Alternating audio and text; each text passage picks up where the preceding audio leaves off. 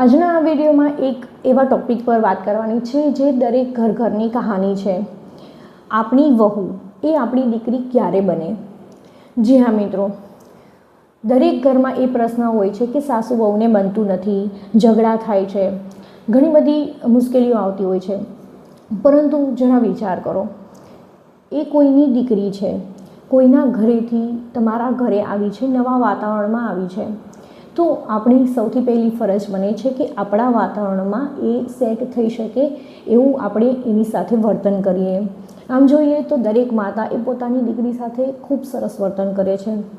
જો મોડે સુધી દીકરી સૂઈ રહે છે તો એને કોઈ જગાડતું નથી, એને કોઈ કંઈ કહેતું નથી। પણ જો આ જ પરિસ્થિતિ તમારા ઘરની વહુ સાથે થાય તો તમે શું કરો છો? તમારું રિએક્શન કેવું હોય છે? જો તમારી વહુ 8 વાગ્યા સુધી 9 વાગ્યા સુધી સૂઈ રહે છે તો સ્વાભાવિક છે કે સાસુને ગમતું નથી કે આ તો મોડે સુધી સૂઈ રહે છે, એને કંઈ ખબર નથી પડતી, કામ કરવું ગમતું નથી। પરંતુ એકવાર પ્રયત્ન કરો કે એને પણ તમારી દીકરીની જેમ રાખો। આપોઆપ એને પણ એવું થશે કે નહીં, આ મારી સાસુ નહીં, આ મારી મા છે। એને પણ તમારામાં એક મા જેવું કંઈ ફીલ થશે। એકવાર પ્રયત્ન કરી જુઓ।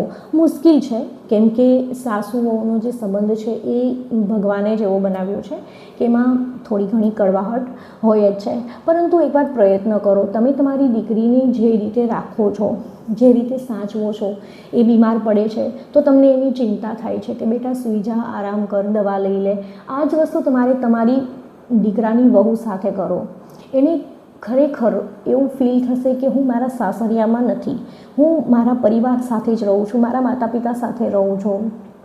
તમે તમારી જે દીકરાની વહુ છે એની સાથે જો એક મા તરીકે વર્તન કરશો, સાસુ નહીં, આપણે કહીએ સાસુ મા, સાસુ પ્લસ મા, એટલે કે તમે એની સાથે એવું વર્તન કરો કે એને પણ એવું ફીલ થાય કે નહીં, આ મારી સાસુ નથી, આ મારી મા છે। ખરેખર તમારા જે સાસુ વહુનો સંબંધ છે એમાં ઘણો ફેર પડશે। એકવાર પ્રયત્ન કરો કેમ કે એ પણ કોકની દીકરી જ છે। જો વિડીયો સારો લાગ્યો હોય તો લાઈક કરો અને ચેનલને જરૂરથી સબસ્ક્રાઈબ કરો।